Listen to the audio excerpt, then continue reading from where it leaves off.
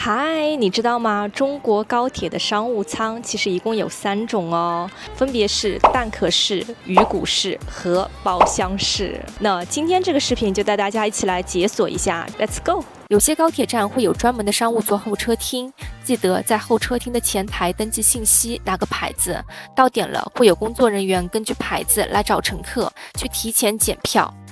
我这次往返的是上海虹桥站和苏州北站，都有专门的商务座候车厅。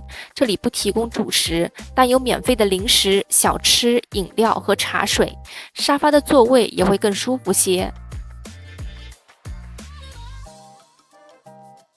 我刚进商务座的候车厅，然后他跟我说，因为上海虹桥这边是始发站，我已经可以先进去了。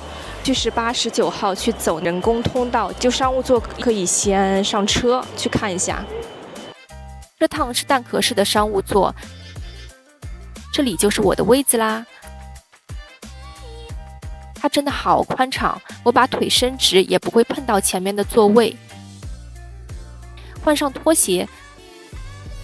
每个车次对应的商务舱的具体情况，其实是可以在12306它的官方程序里面进去看，选择具体的班次，在这里就可以看到这辆车的商务座情况。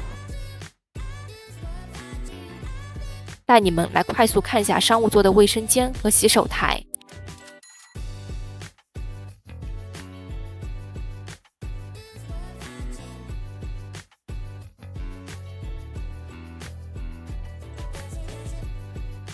这里有个小夜灯，亮度有2档，很方便晚上过夜的乘客起来上厕所。这个灯还可以随意弯、随意掰扯。右手边有智能按键，最左边的这个黑点是呼叫服务员的，中间竖着的是3个姿势：坐着、半躺和平躺。椅子会调整成对应的样子，其余的按键是用来单独控制靠背和脚垫的。我选择了半躺的姿势。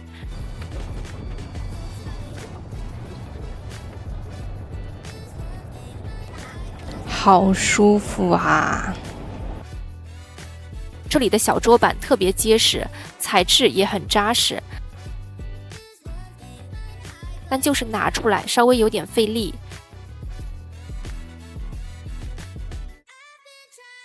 躺着休息也是不错的。看到有插座，赶紧给手机充个电。刚刚服务员送来了小礼物，湿纸巾和零食，里面是些小饼干。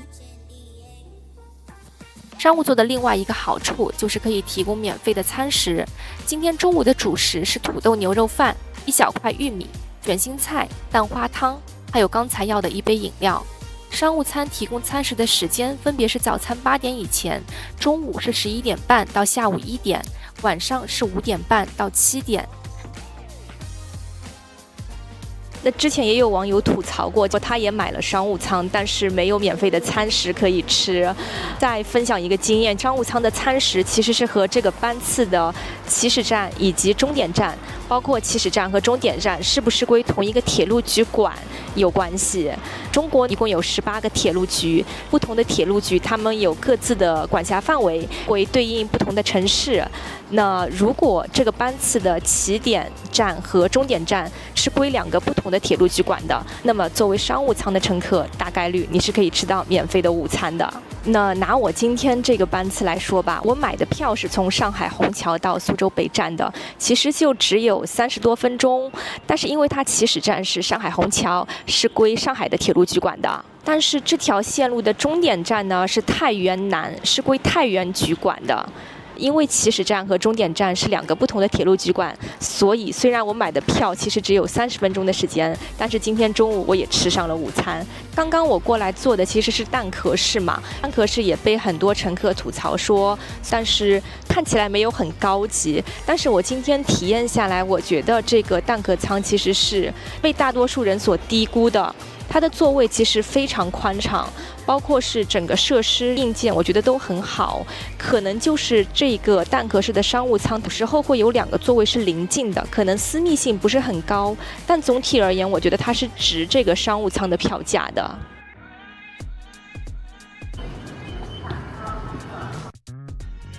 第二回体验的是鱼骨式的商务舱，这里就是我的位子啦。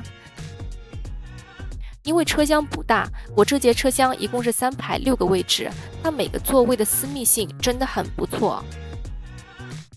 如果觉得车厢温度低的话，也可以把头顶上的空调风口关了。第一步还是先换上我的拖鞋，挂好外套。这里还是有个小灯，手机充个电。如果觉得窗户外面光线太亮的话，也可以把遮窗拉下来。原来想看看这里有没有好看的视频，是我想太多了。但是车辆信息可以实时显示哪些卫生间是可以用的，哪些卫生间里面已经有人了，还是挺高级的。雷打不动的体验下平躺，依旧是很舒服。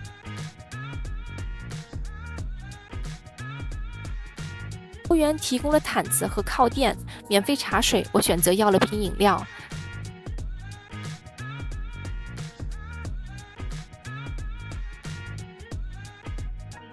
如果你也喜欢这个视频，就请点赞订阅吧，这是对我最大的鼓励，谢谢。小桌板，智能按键，卫生间和蛋壳式的商务座都差不多。来看看免费的零食有哪些：香辣豆皮、竹炭黑花生、五香牛肉干、葡萄干、茶饼、山楂、瓜子仁，竟然还有78%的黑巧克力，很可以了。那包厢式的商务座，我在这边就偷个懒，直接搬运我之前的视频啦。现在来到上海虹桥站商务座的候车室，这里虽然没有主食，但零食倒是不少。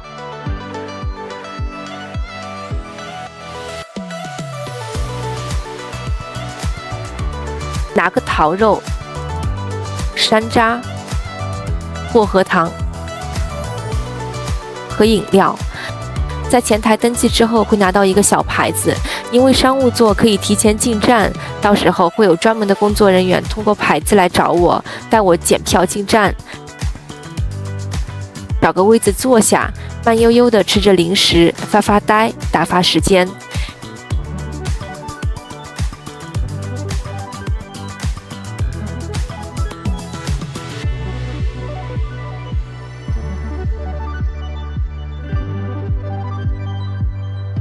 因为这里的椅子真的还蛮舒服的，感觉还挺适合睡觉。玩手机的时候，工作人员过来喊我，说是可以提前去检票进站了。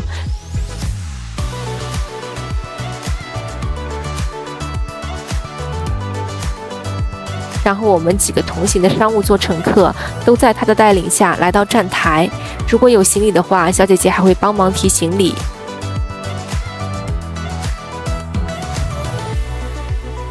这就是我的位置啦。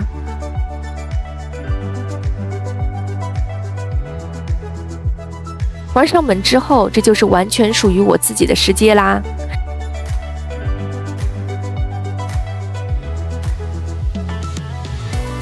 原来想拍个全景，后来发现好像有点困难。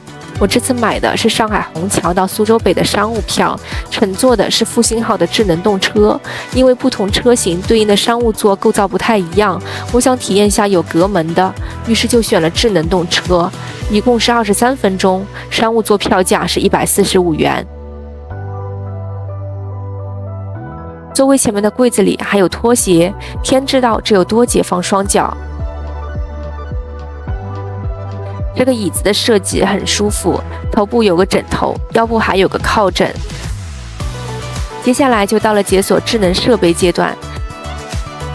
它这个比较人性化的一点是膝盖以下小腿这一块对应的部分可以变动，平躺的时候座椅可以支撑腿部的面积更大。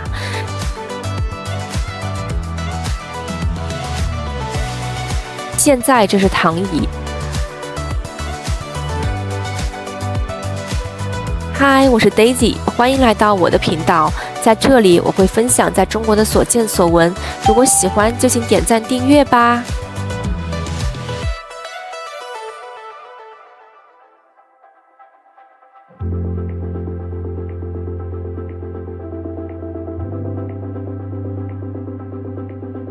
躺着果然比坐着舒服呀。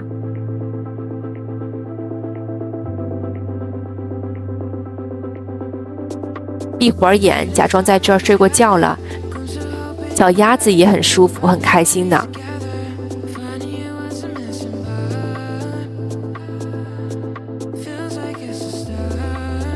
这里有夜灯和各式插头，如果是晚上需要在高铁上过夜的话，我觉得商务座会特别合适。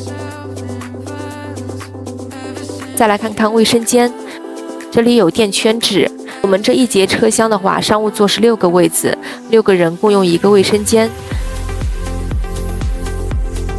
卫生间也很干净。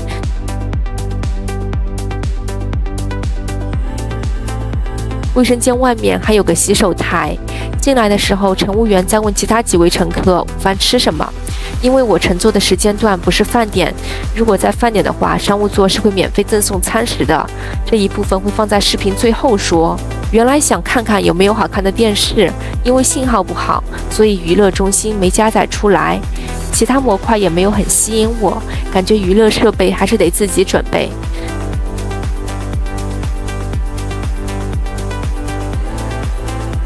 折叠桌还是挺大的，而且挺结实。如果要在高铁上敲键盘加班，效率应该也不低，毕竟商务座挺安静。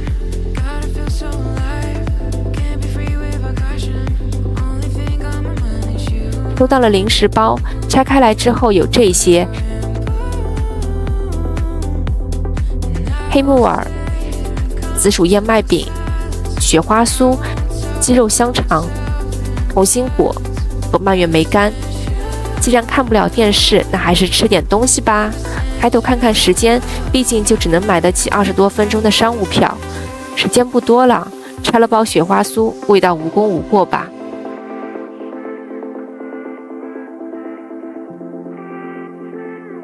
因为我也是第一次来苏州北站，这里周边好像有阳澄湖，窗外的景色还挺好看的。下次有机会一定要来好好逛逛。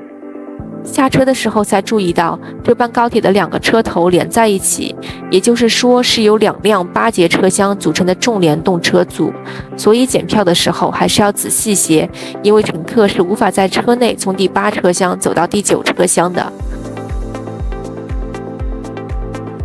返程是1等座的测评体验，首先是比较常见的，在候车大厅等待检票。这个无锡水蜜桃的铺子有点缘分，我在上海虹桥车站见过，在苏州北站也见到了。检完票之后和大家一起到站台等待，有时候如果人多的话，可能会花很久的时间排队检票，上车的时间会有点紧。1等座是到点检票，也不存在提前一说。前面的一个小朋友和他妈妈在等待，这个小孩子好可爱，用他的智能手表和他爸爸打视频电话，衣服上写着我爱妈妈，以及我妈已经3天没打我了。订车之后，1等座这边是1排4座，座位也是喜庆的红色。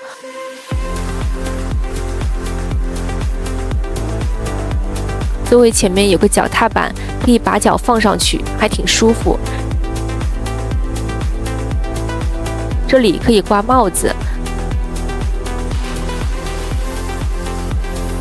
背部座椅也是可以往后放的，头部有枕头垫着，整体还挺舒服。这趟行程是从苏州北站到上海虹桥的1等座，一共24分钟，票价是65元，差不多是商务座1/2的价格。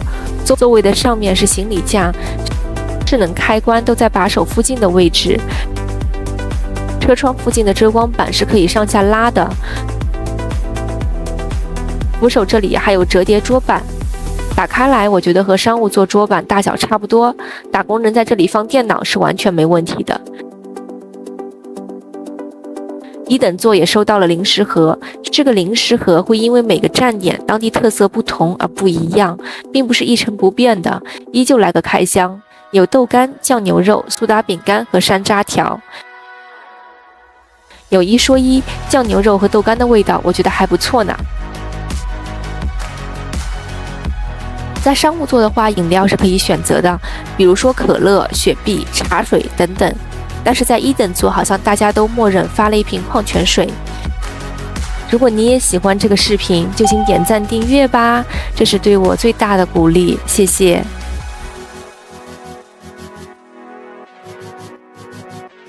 1等座这边还有接水的地方。